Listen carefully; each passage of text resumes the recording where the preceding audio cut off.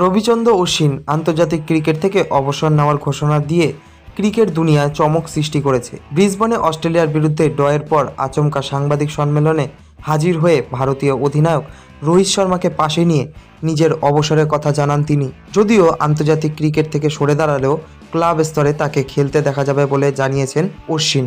অশ্বিনের এই হঠাৎ সিদ্ধান্তে বিস্মিত হয়েছে তার ভক্তরা।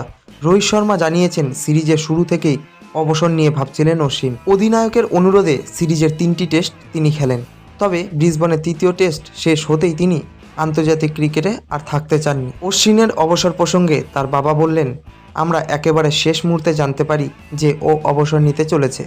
এটা পুরোপুরি ওর ব্যক্তিগত সিদ্ধান্ত। যদিও 14-15 বছর ধরে ভারতের জার্সিতে খেলার পর হঠাৎ এই সিদ্ধান্তে আমরা স্তম্ভিত। তবে এমন কিছু ঘটনা ঘটতে পারে আন্দাজ করছিলাম। দিনের পর দিন অপমানিত হতে হচ্ছিল ওকে, আর কতদিন সহ্য করবে। অশ্বিনের বাবার এই মন্তব্যে অনেক প্রশ্ন তুলে দিয়েছে।